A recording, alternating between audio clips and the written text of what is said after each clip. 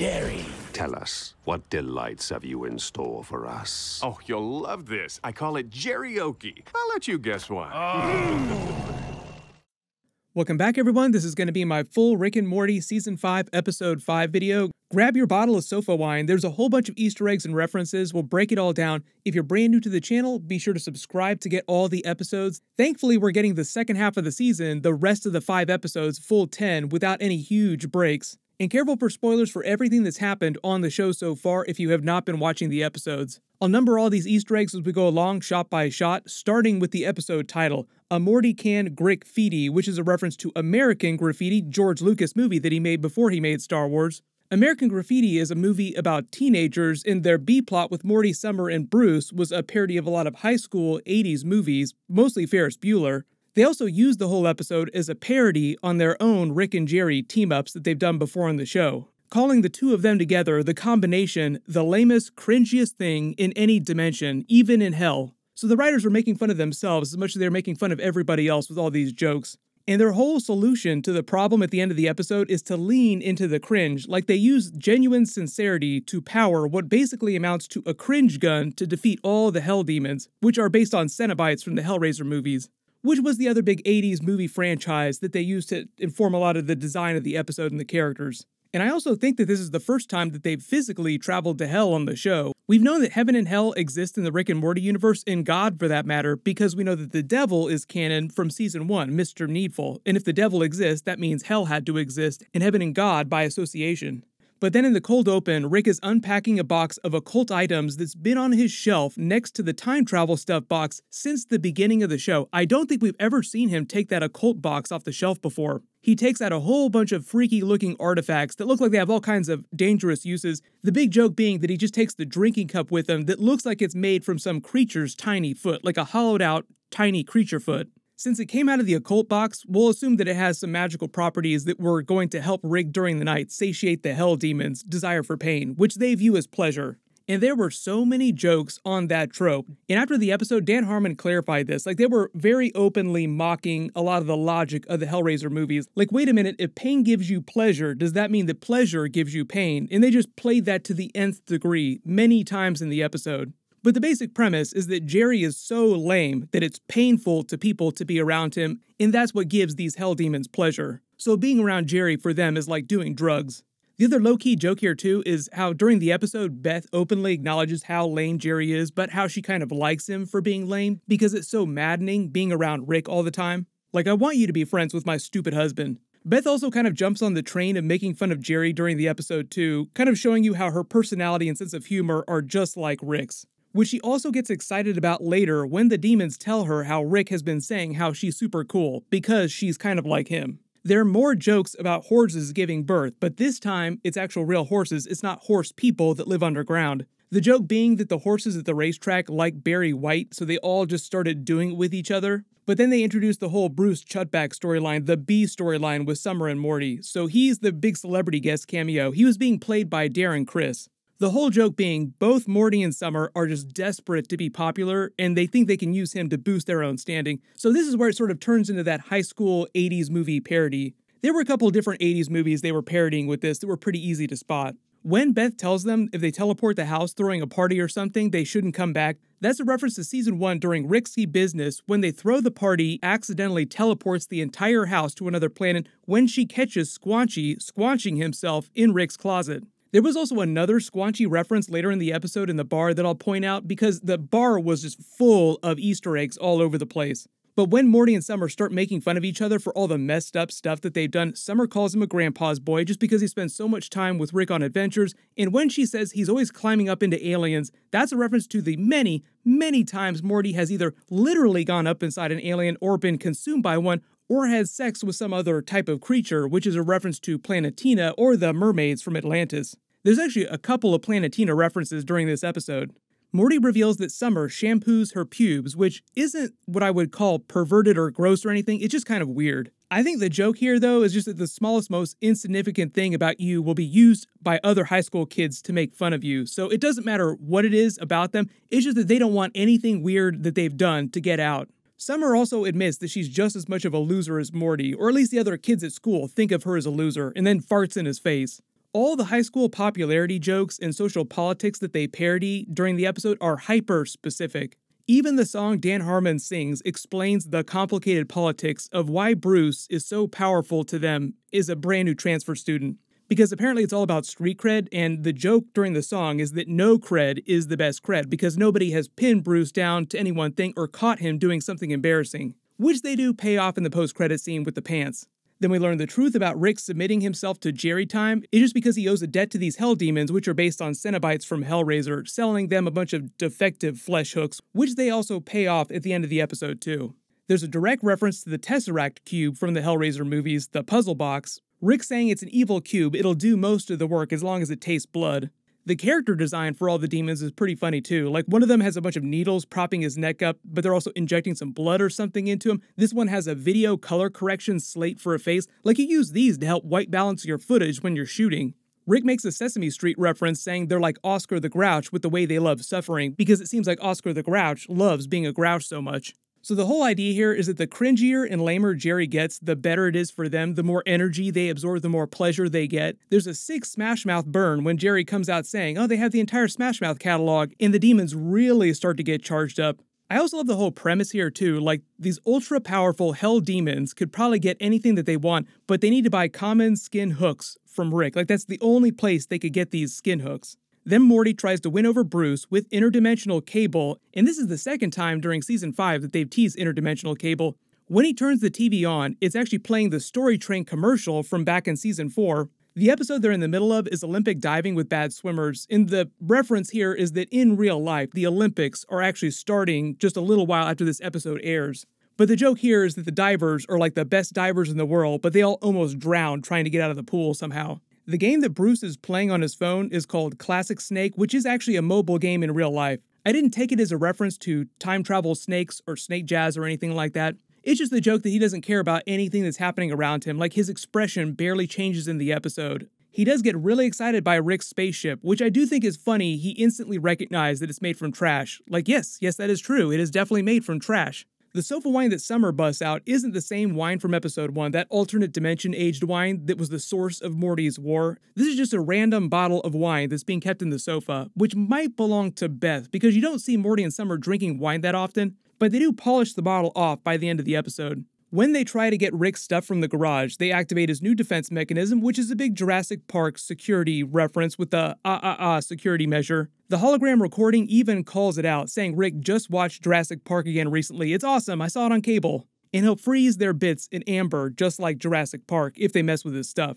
When they're trying to take the ship, Summer references the events of Season 2, saying, "Do you remember me? Keep Summer safe." They also do the same joke from that episode where the ship starts sassing her, making fun of her. They try to defeat it with a logic problem, the same way that Rick also tries to use logic problems to help them later in the episode when they go to hell. But the ship then tricks them into thinking that it's taken their bait, but really just allows them to use her so that she can go joyride and do whatever she wants and just blame anything that happens on Morty and Summer. So even though the ship came off as really sinister during Season 2 because of all the messed up stuff that it did, after this episode, you could actually make the strong case that his ship, Rick's ship, is kind of evil. He even kind of embraces that at the end of the episode. Morty's like, wait a minute, that's the lesson you took away from this? Then they start playing the Oh Yeah song as Jerry is singing it over karaoke with their montage, and they go full Ferris Bueller's Day Off parody with them stealing the car, just like they stole Cameron's father's car during the movie. They do their big montage of Morty and Summer tearing it up, smashing mailboxes, but it's a mailbox-based planet and all the mailboxes are sentient, which they also pay off later in the post-credit scene. Poor Bruce. They travel through a wormhole, which seems really cool, but you notice the whole joke here is that Bruce's expression doesn't change, like he could care less about what's happening. They do a big parody on Star Wars Phantom Menace pod racing, with them seeing like another pod racing ship that looks like Anakin's ship flying around. But the big joke here is that the ship looks like a bunch of testicles, and even the alien pilot's head looks like a ballsack. Then as they go back to the bar, you pan around, there are Easter eggs all over the walls with the signage, with a lot of the graffiti. You notice one of the drink specials is a railgun, there's an IPA BC. One of them is I am in grape pain, which is a big Bird Person callback to the Wubba Lubba Dub Dub reference. That was the time that Bird Person told Morty that phrase, Wubba Lubba Dub Dub, means I am in great pain. Then one of the other drink specials is High IQ, which is a reference to the Rick and Morty meme about having a high IQ. You have to have a high IQ to understand Rick and Morty episodes.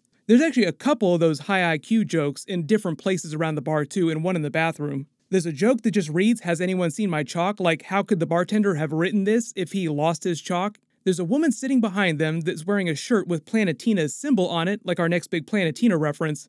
There's a neon sign for Foamies, which was the beer that Rick was drinking in an episode recently. There's a pendant for Squanchy, which is our first big Squanchy reference in a while. Wonder when we're going to see him again. There's a sign on the way to the bathroom that reads, "Kelnex, it tastes like ass." Then in the bathroom, there's a bunch of graffiti references, another high IQ reference, "You gotta have one."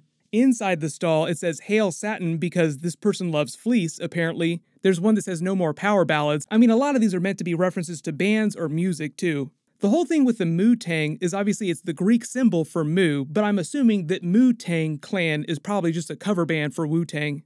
There's Beryllium Zeppelin, just another metal cover band for Led Zeppelin, like lead and beryllium are two different kinds of metal. There's even a reference to Rick and Bird Person's band Flesh Curtains from back when they were younger, if you remember the picture of them from Bird Person's house. The reference down here for a good time call 867-5309 is a reference to the Tommy Two-Tone song, Jenny. When Beth shows up saying that it only takes like 2 minutes to birth horses, that's just a callback to Rick's horse person's son being birthed super quickly in last week's episode. Like boom, there you go, he's done, goodbye.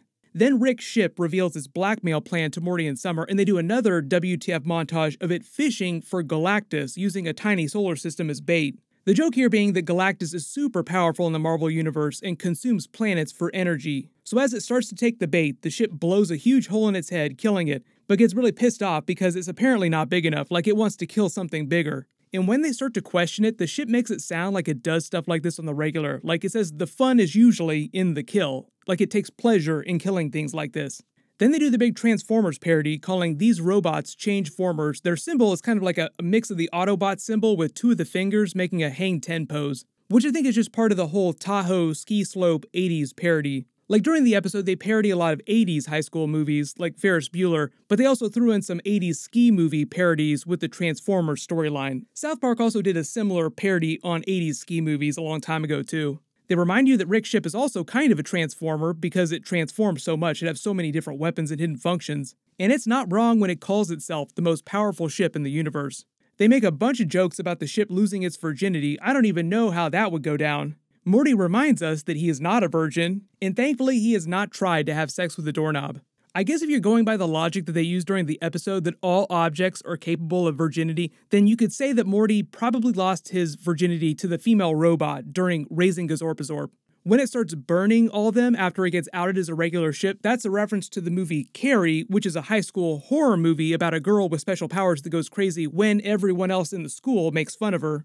When they go back to the Rick and Jerry storyline, and Jerry tries to make fun of the demon, it makes a direct reference to the Hellraiser movies, saying no one raises hell at my expense. And then when they start to kill the other patrons, and the horror music track starts playing, cut with the scenes of Rick's ship killing all the Changeformers, it sounds kind of like the music from the Omen movies when Damien is doing evil stuff or using his powers. And if you listen to the lyrics of this song, it actually basically calls that out. It just says evil things are happening when evil things are happening on screen. When Rick says you never follow hell demons to a second location, that's just a generic reference about terrible bar crawl parties. Like, things always get worse when you go to the second and third bar during the night. Only this time, they're literally going to hell. You notice when Beth and Rick show up in their Hellraiser cosplay, the BDSM-looking outfits, behind them is actually a big Back to the Future Easter egg. There's a gravestone that reads Emmett Brown, and the date of death is 1885, which is from Back to the Future 2 and 3. Rick and Morty was also created as Doc and Marty, a parody of the Back to the Future movies with Doc Brown and Marty.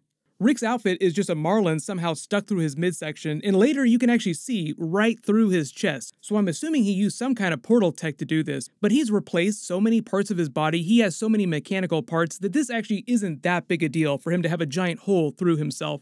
Beth just has a bunch of darts in her face, and she also kind of reveals that she's the one who created the costumes. Then this is when they really take that joke about pleasure, pain, logic to the extreme, like to the nth degree, tricking the doorman into allowing them in, despite the fact that the demons wanted Rick to come there anyway. Like the whole idea was that they would lure him there so that they could feed off the Rick-Jerry cringe combo. And like I said, the whole thing about them together being the lamest thing in any universe that'll be like sweet candy to the Hell Demons is just a joke on the show itself, them making fun of themselves for doing these Rick and Jerry type of team-ups.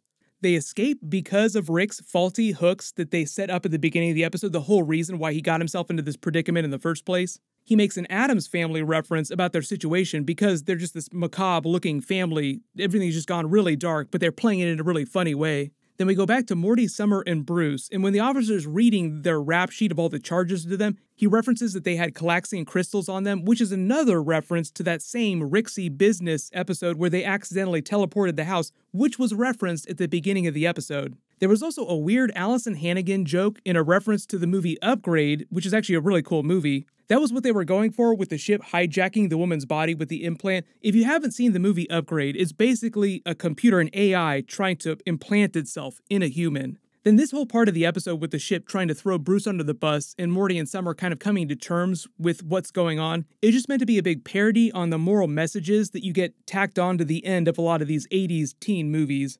But then doubling down on how hardcore the ship is, she just winds up blowing that woman up so that they can escape. This whole episode in general was probably the biggest episode for Rick's ship ever. Like, they did so much character development for the personality of the ship. You could actually do an entire spin-off show just with his ship.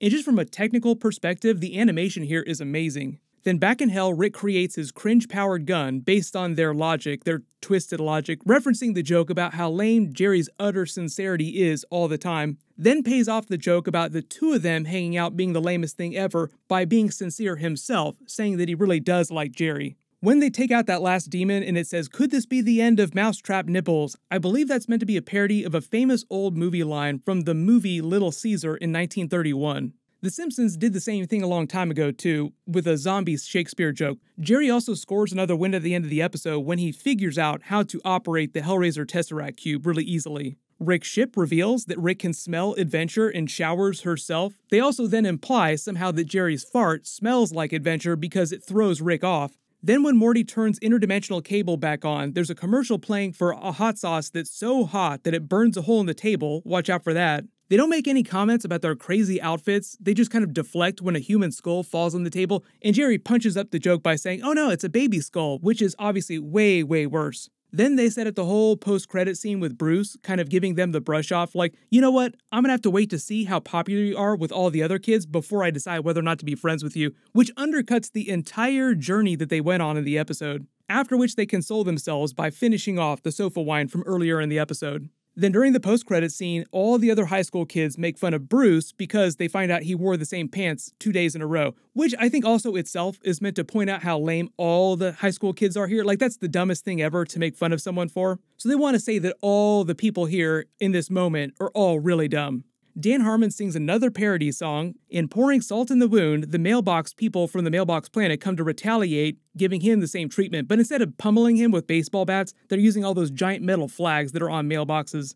But if you spotted any other big Easter eggs in the episode that I didn't talk about during the video, just write them below in the comments. Overall, I feel like it was a better episode than last week's episode, which was kind of all over the place. But my full Rick and Morty Season 5 Episode 6 video will post next Monday, just like normal. There's going to be a bunch of stuff coming up this week, so make sure you have alerts enabled so you don't miss anything. Congratulations, FT the Cartoon, you're the giveaway winner from my last big Rick and Morty video. Please email me on the About page of my channel so I can get your contact details. Everyone click here for all my Loki Episode 6 finale videos, and click here for all my Rick and Morty Season 5 episodes.